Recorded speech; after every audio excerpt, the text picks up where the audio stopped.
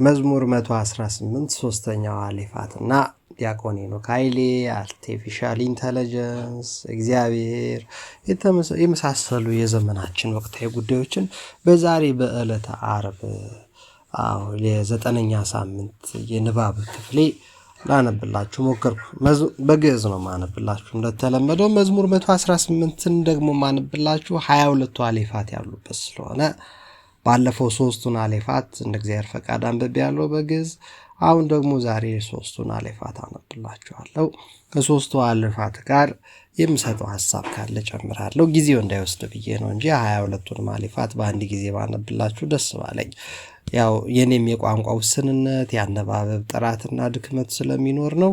ወንድም እህቶቼ በሰሞኑ ወቅታዊ የአላፋት ዝማሬ ጉዳይ እና በሀገራችን ባስጨነቀን በብዙ ጉዳይ ውስጥ ተወጥረን ባለንበት ሰዓት የቤተክርስቲያን ሰዎች የመፍትሄው አካል መሆን ሲገባቸው የችግሩ አካል ሆነው ማየቴ ደስ አላሰኘኝም እና የቤተክርስቲያን ሰዎች እንዴት መሆን እንዳለባቸው ማስታወስ አለብኝ። ማነህ? እኔ ማንም አይደለሁም። የቅድስት ሥላሴ መንፈሳዊ ኮሌጅ ዩኒቨርሲቲ ተማሪ የነበርኩ ነኝ። ከአቡነ ናትናኤል ጋር ነው የተማርኩት። ቆንጆ ሐሳብ በአላፋት ዙሪያም ሆነ በማንኛውም የሰጠው መምህር ፍሬ ስብሐት ደምስ የሚባል በአሜሪካ ሀገር ያለ እሱም 5 ዓመት ቅድስት ሥላሴ አብሮኝ የተማረ በአሜሪካ ውስጥ በአንድ ቤተክርስቲያን ላይ ምናልባት ስብከት ወንጌል፣ ምናልባት አስተዳዳሪ፣ ምናልባት ካህን ሆኖ የሚኖር ሰው ይመስለኛል። እና ሌሎችም እንደዚህ አይነት ድሎች ከና አቡነ ናትናኤል ጋር በመማርበት ጊዜ የገጠመኝ ሰው ነኝ እና ራሴን ከፍ ማድረጌና መመጻደቄና አይደለም። እሳቸው የማህሌት ሰው፣ እኔ ማህሌት አንድ ቀንም በአግባቡ አድሬ አላውቅም። በህይወት ዘመኔ ሁሉ ባለፉት 40 ዓመታት አንድ ቀን ማህሌት አድሬ አላውቅም። ምን አይነት እና ከማህሌታዊ ከአቡነ ናትናኤል ጋር ራሴ ማነጻጸር አይደለም። ቅድስት ሥላሴ ነገረ መለኮት ስናጠና ግን 5 ዓመት እኔ ያን ያህል ማንም ማለት ጎበዝ ነኝ ባልልም ደነዝ ግን አይደለሁም።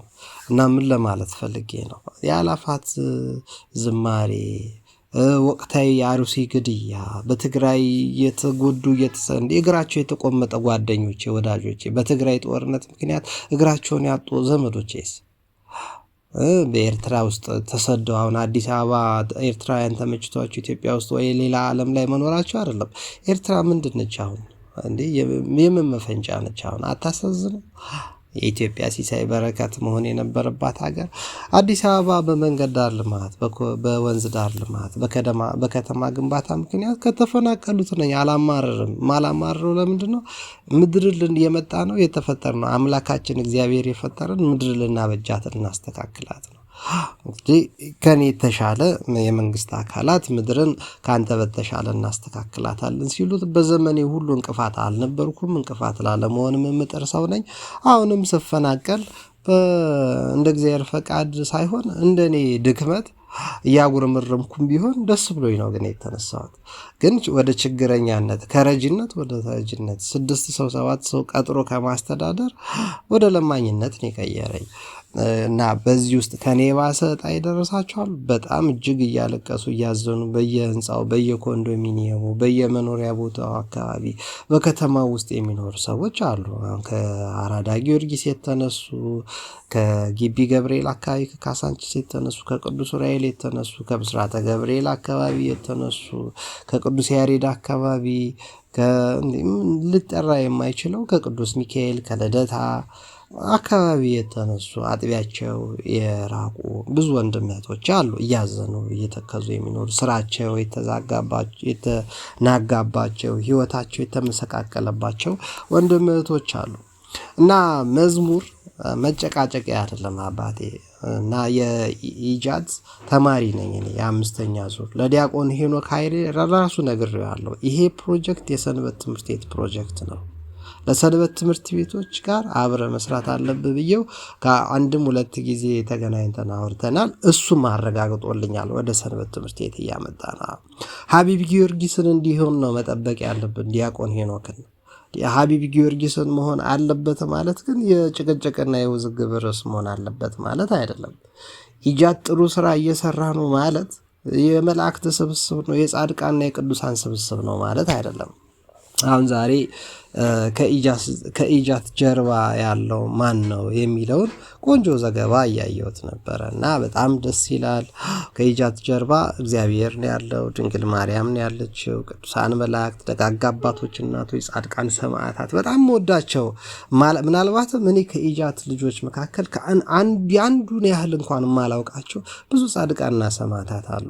የማላውቃቸው የምላቸው ለትህትና አይደለም። እነሱ ገድላቸውን እያነበቡ ድርሳናቸውን እየተረጎሙ በዚያ ውስጥ ጸበል ጸዲቅ እየተቃመሱ እየዘከሩ እያበሉ እያጠጡ የህይወት ታሪክ እየቀየሩ ነው እና የኢጃት ልጆች የሚሰሩት ስራ እጅግ በጣም ጥሩ ነገር ነው፣ የሚበረታታ ነው፣ ያስደስታል። እኔም በኢጃት ሊዮ ብዬ ነው የሄድኩት። ዲያቆን ሄኖክ ኃይሌም ይሄ እኮ ላንተ አይሆንም ይሄ ትምህርት ብሎ ነበር። አይደለም እኔ አለመሆኑ ሳይሆን ዘመኑን ያጀ ስራ ስትሰሩ ማገዝ፣ መሳተፍ፣ ማየት ባልችል የምታዩትን ማድነቅ እፈልጋለሁ ብዬ ነው ብታጠቅም ያለው በኢጃት። ግን በዛው ልክ የተበሳጨውባቸው ደግሞ አሉ። የተበሳጨውባቸው ማለት ነው። አሁን የዲያቆን ሄኖክ ኃይሌ ስብከትም እየሰማሁት ነው።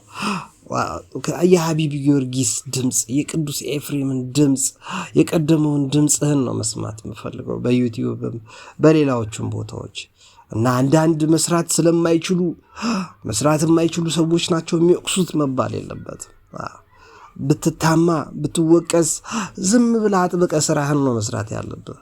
አቡነ ጎርጎርዮስ እንዳሉት ዝም ብሎ አጥብቆ ስራውን መስራት አለበት ማለት አንተ ደግሞ ዲያቆን ሄኖክ ኃይሌ እንግዲህ በስልክ ስደውል ስላላገኘው ነው። አሁን የምታገኙት ሰዎች አስተላልፉለት። ምክንያቱም ግዴታ ነው የምትሰሩት ለቤተ ክርስቲያን እስከሆነ ድረስ የኔ ቢጤ መናኛ ሀሳብም ቢሰጥ ይጠቅማችኋል። ስትተቹ ለምን ተተቸን አትበሉ። ወጣቶች ናችሁ፣ አትጋሉ ማለት በጣም ወጣትነት ከባድ ነው። ሙቀት ውስጥ ስትገባ የእግዚአብሔር ሙቀት የመንፈስ ቅዱስ ሙቀት ይርቃሃል። እንዳንተ ብርቱ ላልሆን እችላለሁ፣ እንዳንተ አንበሳ እንዳንተ ጀግና ላልሆን እችላለሁ። ነገር ግን አባቴ ፈተና ውስጥ ልትሆን ትችላለህ። ምናልባት የምትጎዳበት ሊሆን ይችላል። ከእግዚአብሔር ጋር የምትጣላበት እንዳይሆን እንደ አናንያ እንደ አዛሪያ እንደ ሚሳኤል ዝቅ ብለህ እንደ ሰልሱ ደቂቅ እነዚህ ናቸው አይደለ? እንደ ቅዱስ ጊዮርጊስ ሕፃን እንዴ ከኢጃት ጀርባ ያለው ድንግል ማርያም ከሆነች ድንግል ማርያም እኮ አንባቢ ነች፣ ዘመኗን የምታውቅዝ ናች። በሮማውያን መካከል እንዴት መኖር እንዳለባት የተረዳች፣ መጽሐፍ ቅዱስ ቤተ መቅደስ ውስጥ እንዴት ማንበብን እያነበበች መኖር እንዳለባት የምታውቅ እናት ነች። ወለላይቱ መብርሃን ቅድስት ድንግል ማርያም እንዲህ ያለች እናት ነች እና ምንም ከእንደዚህ ጋር የማይገናኝ ነገሮችን ምንም ነገር ልንባባል አይገባም እና ዘመኑን ያጃ አኗኗር ልንኖር ይገባናል። ማለት ምንድን ነው ዘመኑን ያጃ አኗኗር? ያ ነው ዘመኑን ያጃ አኗኗር መኖር አለብን ማለት። ወንድም እህቶቼ ይቅርታ በመሀል አንድ ጉዳይ መስራት ስለነበረብኝ ነው። ዘመኑን ያጀ አኗኗር መኖር አለብን ማለት ምን ማለት ነው? ዘመኑን በተሻለ መልኩ ክርስቲያኖች ደስ ብሏቸው ቅድስት አርሴማ እንዴት ኖረችው፣ ሰማዕቱ ቅዱስ ጊዮርጊስ እንዴት ኖሩ፣ ጻድቃን ሰማዕታት እንዴት ኖሩት። በእልህ ነው እንዴ? አይደለም። በጭቅጭቅ ነው እንዴ? አይደለም። አሁን ፓስተር ቢኒያምም ርዕሱ ውስጥ ሲገባ ያዋል እና መምህር ዘመድኩን በቀለን መልስ ይሰጡታል ስሙን እየጠቀሱ።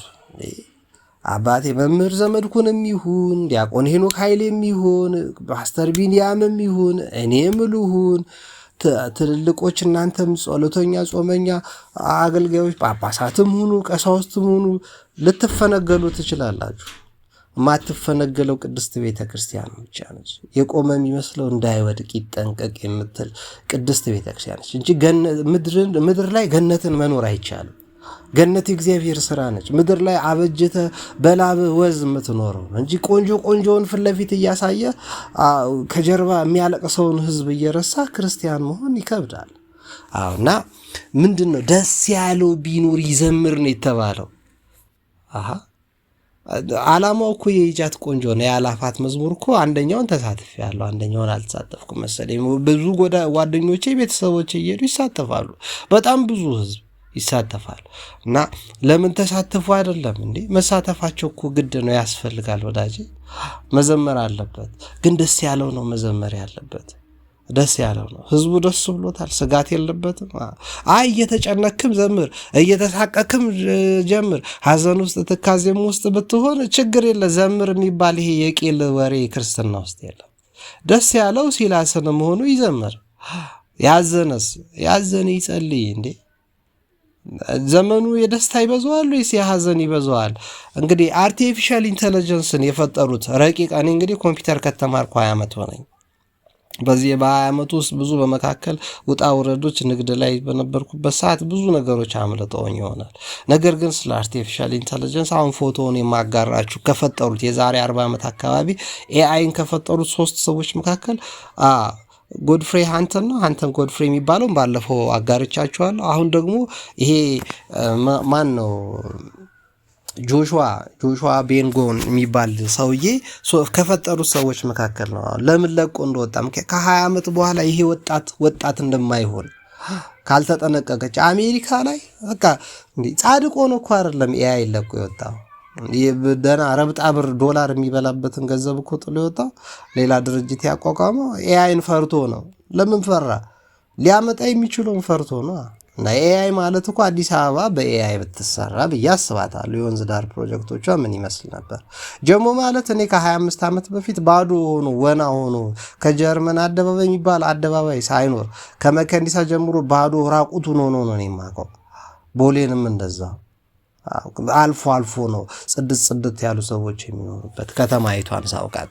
አሁን ስንበዛ ብዙ ተባዙ ያለን እግዚአብሔር ማስተዳደር አልከበደው አላቃተውም። ሰው ሲባዛ ግን ማስተዳደር ሰው ጨነቀው፣ ግራ ገባው። የአላፋት ዝማሬ መወዛገቢያ መሆን የለበትም። ደስ ያለው የሚዘምረው ነው መሆን ያለበት። ደስ ያላቸው ስራ የተስተካከለላቸው፣ ኑሮ የተስተካከለላቸው፣ ለመቁረብ የቻሉ ከችግር ውስጥ የወጡ እግዚአብሔር የጎበኛቸው ሊዘምሩት ነው የሚገባው። እንዲህ ጠርንፈህ ግን በደስ ያለው ስም ይሄ ወደ ፌስቲቫል እና ወደ ሴሌብሪቲ አይነት ክርስትና አይደለም፣ የመጽሐፍ ቅዱስ ትምህርት አይደለም። ከአቡነ ናትናኤል ጋር 5 ዓመት ቅድስት ሥላሴ በተማርኩበት ትምህርት ላይ በቆይታችን ከነ መጋቢ ሐዲስ ደጉ ዓለም ካሳ ከነ ፋዘር ጆሲ ጃኮብ ጋር ይህን አልተማርንም። ኢጃት አሁን ጥሩ ግንኙነቶች እየፈጠረ ነው። ኢንተርናሽናል ጅል ግን መሆን አይጠበቅበትም። ኢንተርናሽናል ቂል መሆን አይጠበቅበትም። ኢንተርናሽናል ክርስቲያኒቲን እንደ ዲያቆን ምህረት መስራት ይጠበቅበታል።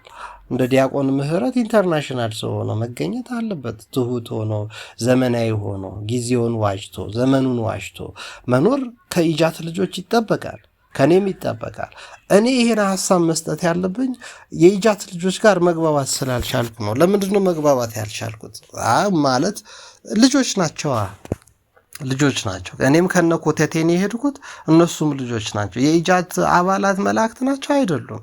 ያን ስለመረዳ ኢጃትን በበጎ አይን ከሚያዩት፣ የአላፋት ዝማሬን በበጎ አይን ከሚያዩት፣ በቤተ ክርስቲያን አካባቢ በጎ ነገሮች እንዲሰሩ ከሚናፍቁት ሰዎች መካከል ላይ ግን ክርስትና ቂልነት አይደለም፣ ጅልነት አይደለም። ቅዱስ ዮሐንስ አፈወርቅ የፖለቲከኞች መጠቀሚያ አልነበረም። ጻድቃን ሰማዕታት የፖለቲከኞች ማላገጫዎች አይደሉም። ፖለቲካን የገዙ እንደ ኤልያስ ያሉ አይነት ሰዎች ግን የነበሩበት ነው። እንደ ቅዱስ አትናቴዎስ የነበሩ ሰዎች ደጋጋ አባቶች የኖሩበት ዘመን ነው። ዲያቆን ሄኖክ ኃይሌንም የምጠብቀው እንደ ሀቢብ ጊዮርጊስ በዚህ ዘመን ችግሮቻችን በተሻለ እንድንቀርፍ የሚያስችል እንጂ አሁን መቋቋም አቅቶት በቃ ያለ ልክ አሁን ፓስተር ቢኒያም ሰለቸኝ እንዳለው ፓስተር ቢኒያም አልኩ ተመልሰሃል። የቤተ ክርስቲያን ልጅ አንተም ካደመጥከኝ የምነግርህ ነገር አለ። የምነግርህ ነገር ምንድን ነው? መረጋጋት ጥሩ ነው። ዘመድኩን ባለህ ልክ አይደለም። ቤተ ክርስቲያን የዘመድኩን አፍ አይደለም ያላት፣ ያንተም አፍ አይደለም ያላት፣ የኔም አፍ አይደለም ያላት። ቤተ ክርስቲያን የመንፈስ ቅዱስ አፍ ነው አፏ። ዘመኑ የወጣቶች አይደለም፣ ዘመኑ የህፃናቶች አይደለም፣ ዘመኑ የቂሎች አይደለም፣ ዘመኑ የስማርት ሰዎች አርቲፊሻል ኢንተለጀንስ የሚያውቁ ሰዎች ዘመን አይደለም። ዘመኑ የእግዚአብሔር ነው።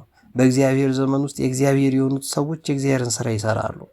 የእግዚአብሔር የሆኑ ሰዎች የእግዚአብሔርን ስራ ሲሰሩ እግዚአብሔርን መስለው ነው። ስለዚህ ዝም ብሎ በዝማሬ ስም የሚያለቅስ ሰው የለም። ብዬ ማሰብ አልፈልግም። እኔ በምኖርበት አካባቢ እያለቀሱ እየተከዙ በምኖርበት አይደለም በመላው አዲስ አበባ ላይ በምዞርባቸው ቦታዎች እየሰጉ እየፈሩ እየተጨነቁ የሚኖሩ ሰዎች አሉ።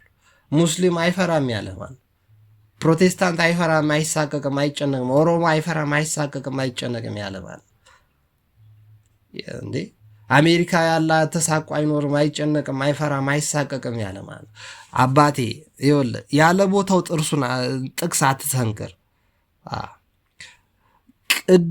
ጥምቀት በዓል ሲሰራ አንዳንድ ጅሎች ደግሞ አሉ፣ የዩቲዩብ ጎበዞች በጣም ደህና ብር የሚያገኙ ጥሩ እውቀት ያላቸው ጥሩ ስራ ሲሰሩ ግን አንዳንድ ጊዜ ነጥብ ይጥላሉ። በጣም ነው የሚያናድደኝ። ጥምቀትን ከአላፋት መዝሙር ጋር እንዴት ታነጻጽራል? መስቀልን ከአላፋት መዝሙር ጋር እንዴት ታነጻጽራል? አንድ ገድል እኮ አንድ መጽሐፍ ገድል እኮ የሚባለው ብዙ ፈተና ካለፈ በኋላ ብዙ ችግር ካለፈ በኋላ። አላፋት መዝሙር ስንት ዓመቱ ነው? በዚህ ዓመት ውስጥ ከውዝግብ እኮ የራቅ አይደለም። ከመነሻው ጀምሮ ከውዝግብ ያራቀው ያወዛገበው እኮ መንግስትን አይደለም፣ ያወዛገበው እኮ ሌሎች ሃይማኖቶችን አይደለም። እኛ ኦርቶዶክሳውያንን እኮ ነው እያወዛገበን። ለምንድነው ያወዛገበን? ነጥብ መጣል። የዲያቆን ሄኖክ ኃይሌ ነጥብ መጣል፣ የወጣቶች ነጥብ መጣል። ወጣቶች እንዴ የእናንተ አይደለም ዘመኑ፣ ዘመኑ የእግዚአብሔር ነው። ዘመኑ የእግዚአብሔር ነው። ጊዜን የሰጠህ እግዚአብሔር ነው። ሰማይና ምድርን የፈጠረው እግዚአብሔር ነው። ለአንተ ነው የፈጠረው። ግን ከእግዚአብሔር በላይ አውቃለሁ የምትል ጅል እንድትሆን አይጠበቅብህም።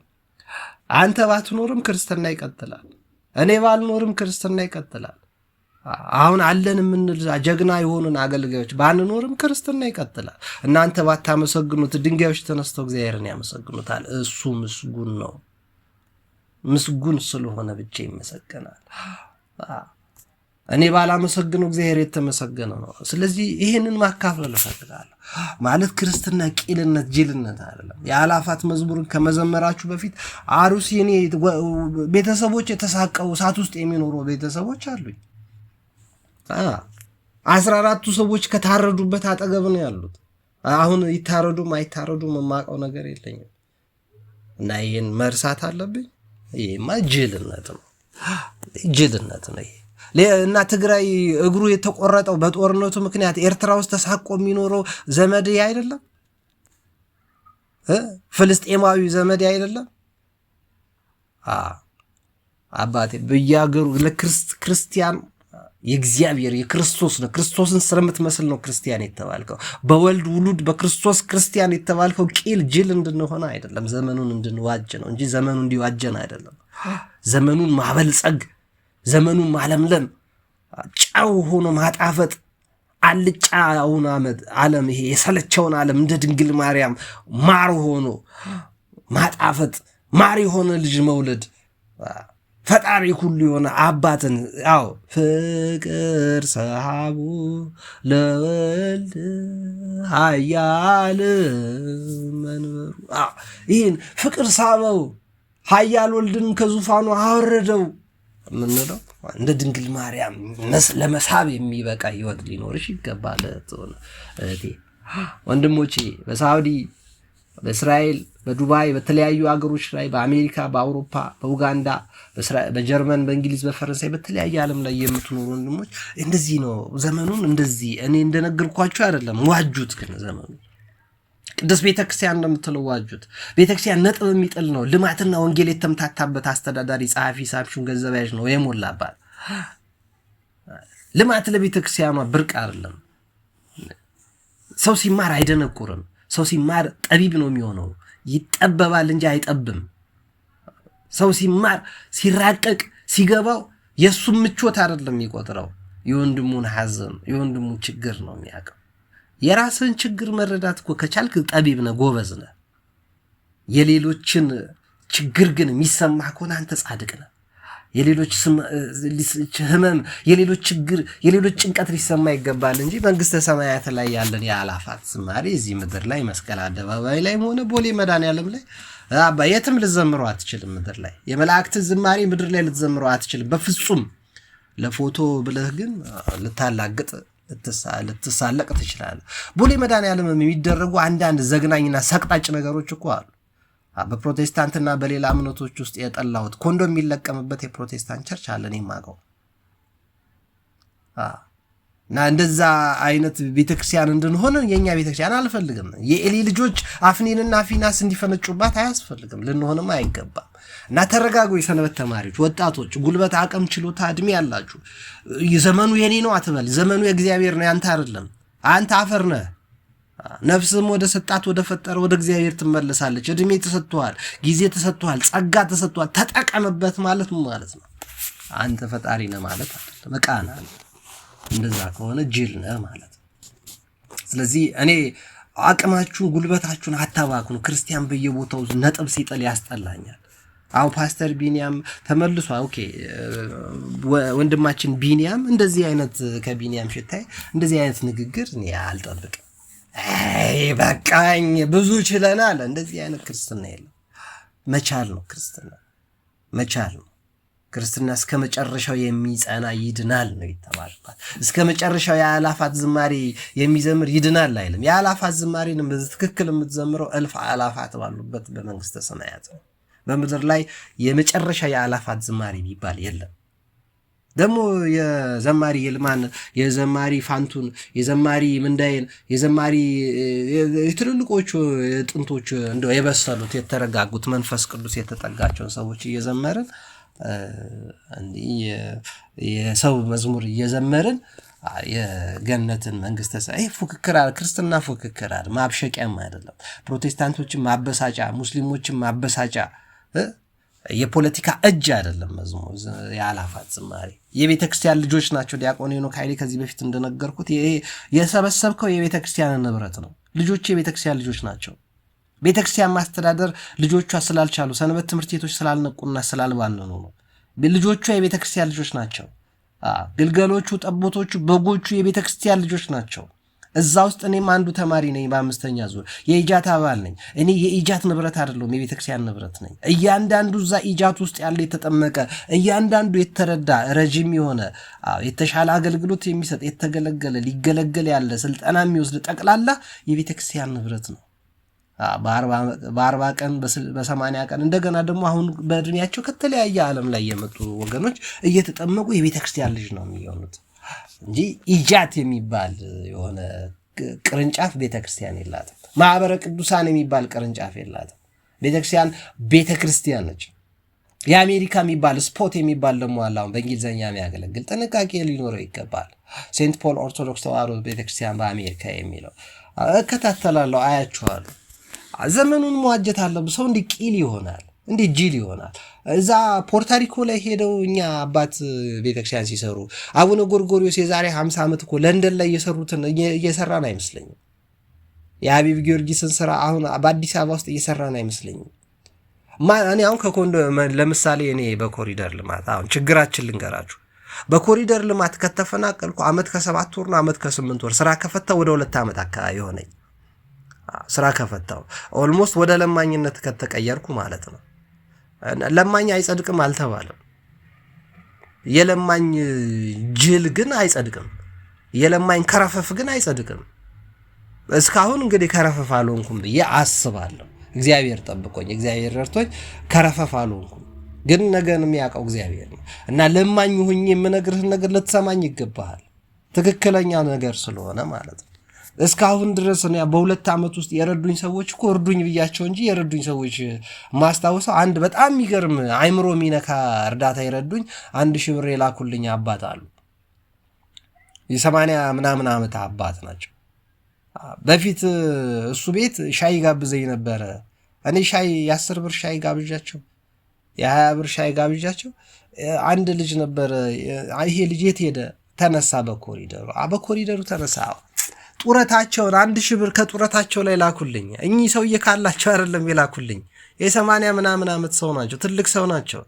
1000 ብር ለሰው አድርሱልኝ፣ ሻይ ጋብዞኛል፣ ሻይ ረድቶኛል፣ አጠጥቶኛል፣ ብላ ብሎ ያስጨንቀኝ ነበረ ብለው 1000 ብር ላኩልኝ። እኚህ ሰውዬን የምጠቅስል ለምንድን ነው? እንደዚህ አይነት ትልቅ ሰው አለ። በ89 ዓመቱ ነው 80 ምናምን ዓመት ትልቅ ስራ የሚሰራ አባሽ። እኔ የ102 ዓመቱ ራሳቸው እኔ ቢራ ጠጣ ብለው እኔ ቤት እናቴ ከሞተች በኋላ መቼ ነው በ2012 13 90 ምናምን ዓመታቸው 98 99 100 ዓመታቸው ነው እንጂ ያው በ100 ዓመታቸው ነው እኔ ቤት የመጡት። እኔ ቤት መጥተው ቢራ ጠጣበት ብለው ለምግብ ጋብዘውኝ ሻይ ጋብዘውኝ 100 ብር ነው 50 ብር ሰጡኝ ጨምረው አባሽኔ በ100 ዓመታቸው እኔ ቤት መጥተው። ለምንድን ነው እንደዛ እንዴ? እኔ መታሰብ ያለብኝ ሰው አይደለም። በቃ ገብቶሃል አይደለ? ደስ አሉኝ፣ ወደድኳቸው። ስወዳቸው እሳቸውም ወደዱኝ፣ ሳከብራቸው አከበሩኝ። ከዛ በመካከል ፍቅራቸውን ገለጹልኝ። ይህን ለዘላለም አስታውሰዋለሁ፣ አርሰው እንዴ። እሳቸው 50 ብር ነው የሰጡኝ፣ እኛኛው 1000 ብር ነው የሰጡኝ። 50 ሺህ ብር እኮ ይሰጠኛል። 50 ሺህ ብር እኮ የረዳኝ 60 ሺህ ብር የረዳኝ ሰው እኮ ነበረ። እግዚአብሔር ይስጣቸው በእውነት ባሉበት። በጸሎቴ በቻልኩት መጠን በጸሎቴ ያስባቸዋለሁ። 60 ሺህ ብር ተቸግሬ ተጨንቄ ይረዱኛሉ። ግን እነዛ 1000 ብር የሰጡኝን ያህል ሰዎች አያስደስቱኝም። ለእነዚህ ካላቸው ከተረፋቸው ላይ ነው አይሰጡኝ፣ ስላላቸው ነው ይሰጡኝ። ሊደፉት የሚችሉት ነው። አንድ ሆቴል ላይ የጋበዙኝ 20 ሺህ ብር 30 ሺህ ብር ከፍለው ነው የሚወጡበት። ገብቷል? እኔ 60 ሺህ ብር አሁን ምናልባት በጣም 6 ወር ልጠቀምበት የምችለው ገንዘብ ሊሆን ይችላል። ተረዳኸኝ አባቴ፣ እናት፣ ወንድም አለም፣ እህት። ኦርቶዶክሳውያን ቂልነት፣ የኦርቶዶክስ ቂል የለም፣ የኦርቶዶክስ ጅል የለም፣ የኦርቶዶክስ ከረፈፍ የለም። የአላፋት ዝማሬ ስትዘምር የሚያለቅስ ወንድምህን እየረሳ መሆን የለበትም። የአላፋት መዝሙር ስትዘምር መጠቀሚያ ሆነ ማላገጫ ሆነ አይደለም፣ የሚያለቅስ ወንድምህን እያሰብክ ነው። ጥቁር መልበስ ነጭ መልበስ እሱ የለብህም። እንደ ዘመኑ ነጭ ለብሰህ መሄድ ሊጠበቅብህ ይችላል። እሱን ያለ እኔ ምን አገባኝ? እኔ ጥቁር ልበስ ነጭ ልበስ ብለው እኔ ምን አገባኝ? አላፋት መዝሙር በጀመረበት ነው። እና ባይሆን መምህር ፍሬ ስብሐት ደምስ ያለው አለ፣ ቤተክርስቲያን ችግር ላይ ነች። አዎ። እያለቀሱ ያሉ ሰዎች አሉ። አዎ። እያዘኑ ያሉ ሰዎች አሉ። አዎ። ለነሱ መፍትሄ እያመጡ ያሉ ሰዎች አሉ። አዎ። በቃ እነሱ ደግሞ በዛ ይሉ። በገና ዕለት ሰው የት ነበር ኢቭ የሚያሳልፈው? ሸራተን አልነበር? ጊዮን ሆቴል አልነበረ? በየጨፈራ ቤቱ አልነበረ? እኔ የቤተክርስቲያን ልጅ ሰንበት ተማሪ ነኝ የምለው ለ2 ዓመት ሰንበት ትምህርት ቤት የረሳኝ ደውሎልኝ፣ ትላንትና ነው የደወለልኝ የሰንበት ትምህርት ቤት ክፍል። ትላንት አጋጣሚ ሽርሽር እያደረግኩ ደወሉልኝ። ከስንት ዓመት በኋላ ማለት ነው። ከተፈናቀልኩ ከተረሳው ሰው ከረሳኝ በኋላ ተርቤ ልሙት ልድረቅ ቀርቼ ልሁን አያውቅም። እና ደወሉና ለ3 ደቂቃ እናናግርሃል። አናገርኳቸው። ተገቢ መልስም ሰጠው ማለት ነው። እና ምንድን ነው ከዓመት ከ6 ወር ከዓመት ከ7 ወር በኋላ የምትደርስለት ሰንበት ተማሪ ሊኖርክ አይገባም።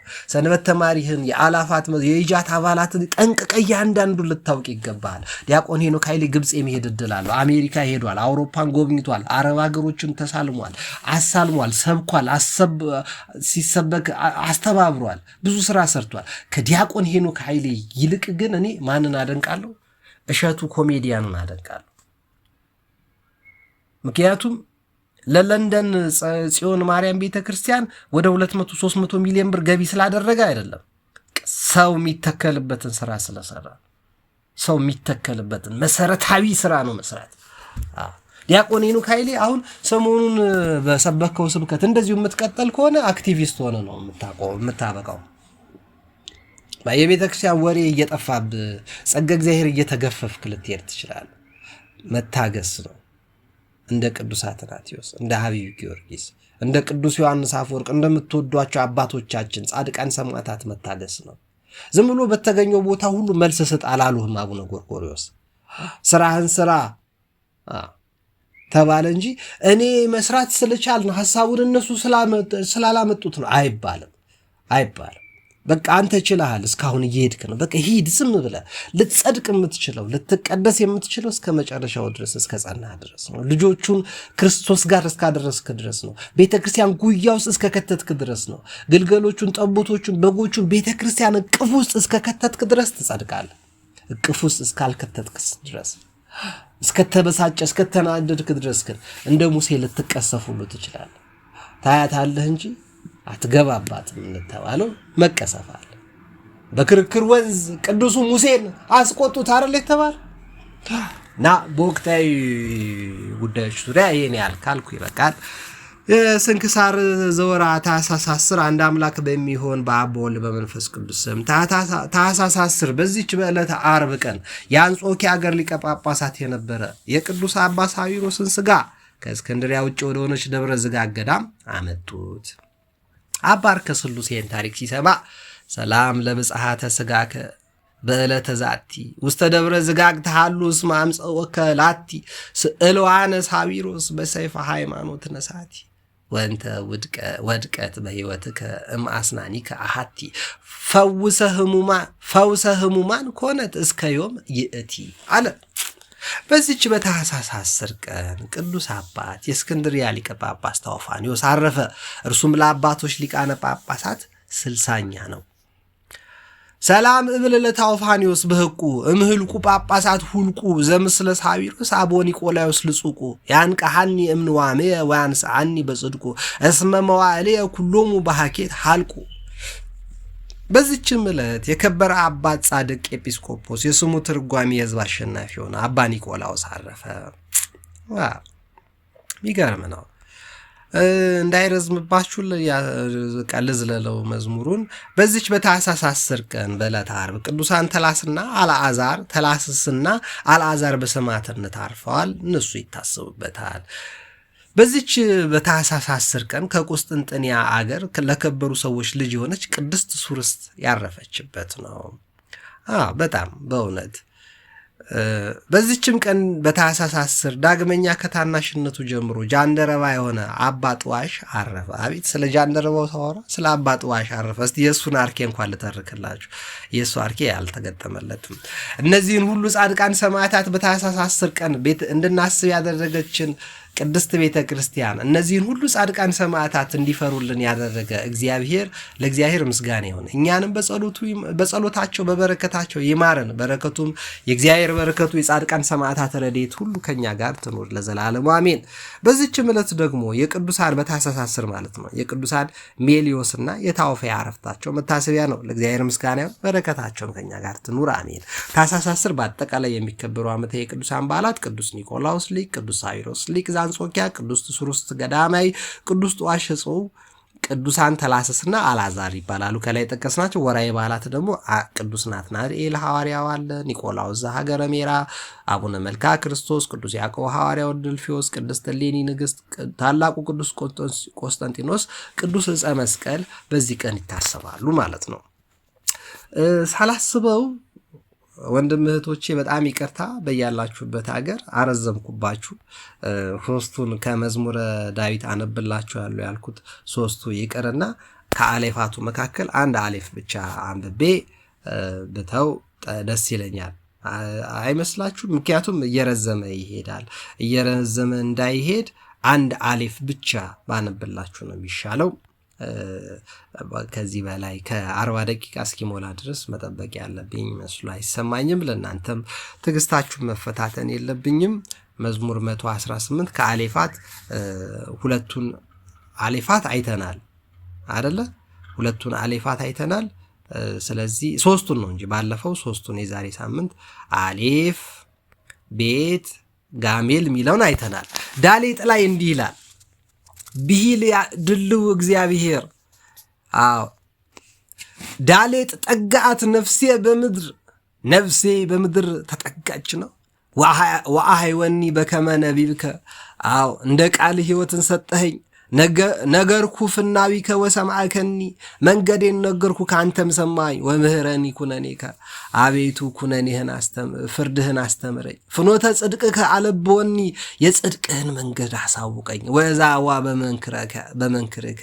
በዚያም ይሄድበት ዘንድ መንገድህን የጽድቅህን ፍርድህን አስተምረኝ። ደቀሰት ነፍሴ እምሐዘን አጽናዕኒ በነቢብከ።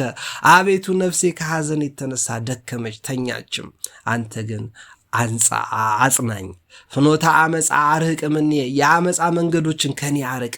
ከአእላፋት ላይ፣ ከኢጃት ላይ፣ ከሰንበት ትምህርት ቤት፣ ከቅድስት ቤተ ክርስቲያን፣ ከኢትዮጵያችን ላይ፣ ከህዝቡ፣ ከምዕመናን ላይ፣ ከመላው ህዝብ ላይ የአመፃ መንገድ እግዚአብሔር አምላክ ያርቅልን። ወበህግከ ተሳህለኒ። በህግህም ማረኝ። ፍኖተ ጽድቅ ከአብደርኩ። የጽድቅህን መንገድ አስታወስኩ። ወኩነኔ ከሰ ኢረሳኩ። ፍርድህንም አልተውኩም። ተለውኩ ስምዓከ እግዚኦ ኢታስተሐፍረኒ። ስምህን ተከትያለሁና በስምህ ተማምኛለሁና አታሳፍረኝ። ፍኖተ ትእዛዝከ ሮስኩ ሶበ አርሃብኮ ለልቤ። አቤቱ የሕግህን ትእዛዝ እከተል ዘንድ ነፍሴ ተራበች ሄድኩ፣ ስለዚህ አታሳፍረኝ አበርታኝ አለ እግዚአብሔር አምላክ። ከአሌፋት እንድንሰማ ከነዚህ ከአሌፋት ድልውን ከመዝሙረ ዳዊት መዝሙር 118 22 አሌፋት ካሉት የዳሌጥ ብሂል ድሉ እግዚአብሔር ድል ሰጪ ነው ኃይለኛ ነው የሚለውን መዝሙር ከአሌፋት እንድናነብ ከስንክሳር ያሉትን አባቶች እንድናነብ የረዳን አምላካችን እግዚአብሔር ይመስገን። ወቅታዊ የአርቲፊሻል ኢንተለጀንስንም በተመለከተና የአላፋትን በተመለከተ እነ ዲያቆን ሄኖክ ኃይሌን የመሳሰሉ ብርቱ አገልጋዮችን በተመለከተ የሰጠሁትንም ሀሳብ ለህይወት ለጽድቅ እንዲያደርግልን እመኛለሁ። አንድ ሀሳብ ብቻ ልጨምርላችሁ። አርቲፊሻል ኢንተለጀንስ ታላላቆቹ ሰዎች እያስፈራራቸው ነው። ፈጣሪዎቹን እያስፈራራቸው ስለሆነ እየተጨነቁ ነው። የቤተ ክርስቲያን ልጅ ይፈራል አይፈራም? ክርስቲያን ተስፋ ይቆርጣል አይቆርጥም? ስለዚህ ክርስቲያን ተስፋ አይቆርጥም ማለት ጅል ይሆናል ማለት አይደለም። ስለዚህ መፍትሄ ነው መፈለግ ያለብን። ልጆች የት ነው የሚውሉት? የት ነው የሚሰሩት? እንዴት ነው የሚኖሩት? ልጅ ከሆንክስ አንተ እንዴት ነው መብሰል የምትችለው? ይህን ማሰብ አለብህ። ኮምፒውተርህን ተጠቀምበት እንጂ ኮምፒውተርህ አይጠቀምብህ። ስልክህን ተጠቀምበት እንጂ ስልክህ አይጠቀምብህ። መኪናን ተጠቀምበት፣ ቤተክርስቲያን ተሳለምበት፣ ገዳማት ሂድበት፣ ተሳለምበት፣ ጸልይበት እንጂ መኪና አይጠቀምብህ። አርቲፊሻል ኢንተለጀንስን ተጠቀምበት፣ ገንዘብህን ተጠቀምበት፣ ጉልበትህን ተጠቀምበት፣ ውበትሽን ተጠቀሚበት፣ ጤናህን ተጠቀምበት እንጂ አይጠቀምብህ። ቅምጥሊቱ ግን በሕይወቷ ሳለች የሞተች ነች እንደሚባለው ሙት እንዳትሆን መፍራት አለብህ። የቆመ የሚመስለው ማንም ቢኖር እንዳይወድቅ ይጠንቀቅን የተባለው እና ድል እንደነሱት አባቶቻችን ሮጠን ድል እንድነሳ አምላካችን እግዚአብሔር ይርዳን። አትፍሩ፣ አትጨነቁ፣ አትዘኑ። ሀሳብ አስተያየት እንሰጣለን፣ እንማማራለን። የተለየ ደስ ያላላችሁ ሀሳብ ካለ ከስር ስጡኝ። ማስተማር እችላለሁ። እድል ካለ ማስተምርባቸው ጉባኤቶች አሉኝ፣ አስተምራለሁኝ። አቅሜን ቤተክርስቲያን ክፍተት ደፍናለሁ። እግዚአብሔር እኔ የእሱን ቤት የደፈንኩ መስሎኝ ትንሽዬ በተገላበጥኩ ቁጥር እሱም የኔን ቀዳዳ እየደፈንልኝ ነው። ይህን ያደረገ እግዚአብሔር አምላክ የተመሰገነ